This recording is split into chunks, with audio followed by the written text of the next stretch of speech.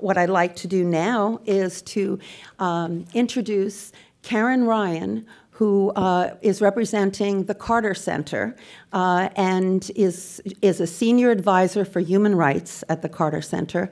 And she has a letter that she's going to read from President Jimmy Carter.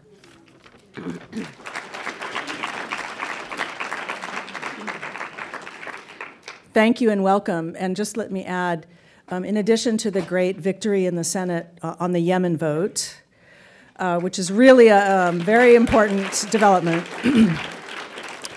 I hope it's the first in a line of many progressive foreign policy votes and victories in the Senate.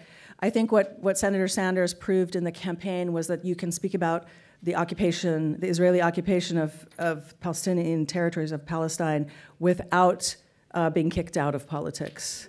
That you can do it and you can speak clearly and specifically and continue. So that's a great trend. So let me read the letter from my boss, former President Jimmy Carter, to Jane O'Meara Sanders and David Driscoll.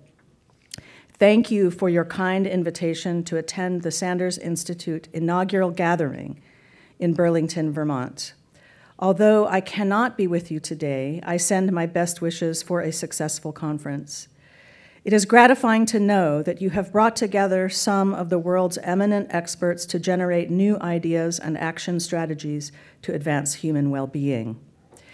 In just a few days, we will celebrate the 70th anniversary of the United Nations Declaration of Human Rights. When the United Nations was founded in 1945, we expected that the UN Charter would lay the foundation for global peace. And 3 years later, the Declaration would inspire a movement for human rights throughout the world.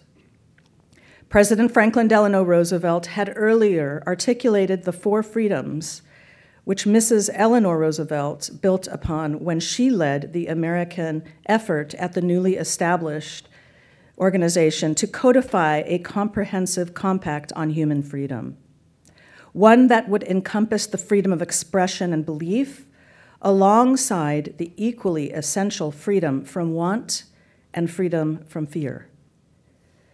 The recognition of the obligations of government to fulfill these rights was a defining and revolutionary act.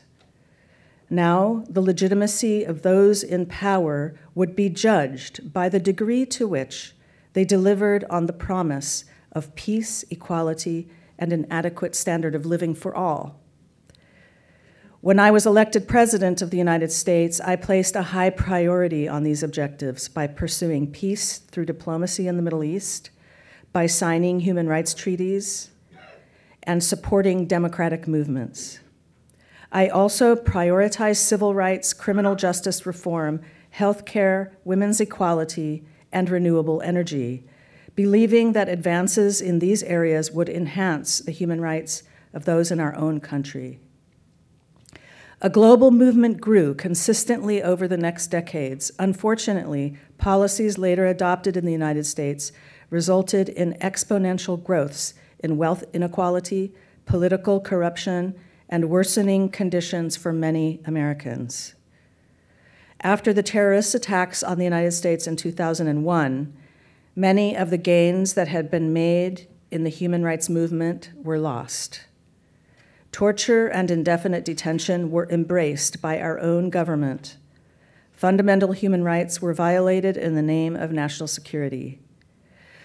The rise of authoritarian leaders around the world threatens to further normalize an approach to governance that relies on fear and alienation instead of the ideals that give humanity hope.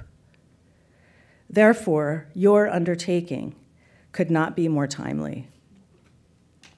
We must build a world together that rests firmly on a foundation of the enduring principles found in the Declaration of Human Rights, that every person is equal in dignity and rights, and that we can face every challenge and solve the most intractable problems as long as we stay true to this universal creed.